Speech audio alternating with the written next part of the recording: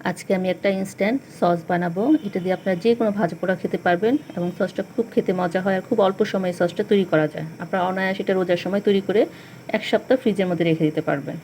আমি এখানে অল্প একটু পানি নিয়েছি আর এটার মধ্যে শুকনা মরিচ দিয়ে দিয়েছি। আপনারা আপনার ঝাল অনুযায়ী শুকনা মরিচটা ইউজ করবেন। আমি এটার মধ্যে একটু পেঁয়াজ দিয়ে দিচ্ছি। আমি এখানে একটা পেঁয়াজ দিয়েছি, একটু বড় পেঁয়াজটা, আর 3টা আলু দিয়ে দিচ্ছি।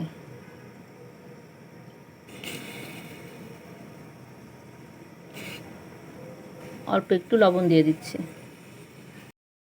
অল্প একটু ভিনেগার দিয়ে দিচ্ছি, সামান্য চিনি দিয়ে দিচ্ছি,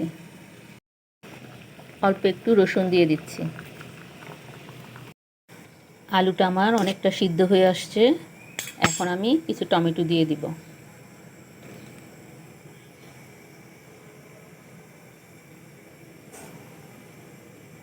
আর একটু ধনেপাতা।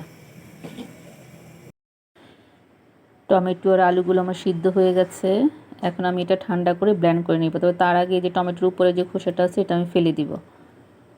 টমেটোটা আপনারা খুব বেশি সিদ্ধ করবেন না, তাহলে কালারটা সুন্দর আসবে না।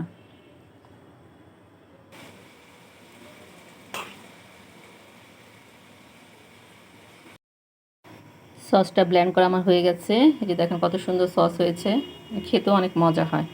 আমি এখন এটা বাটিতে ঢেলে দিচ্ছি।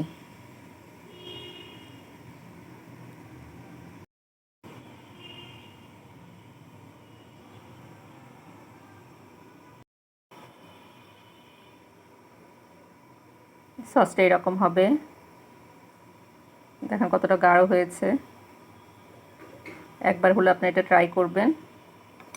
যে কোনো ভাজা পোড়া দিয়ে খেতে অসম্ভব মজা হয় এই সসটা, আর খুব সহজে আপনারা তৈরি করতে পারবেন।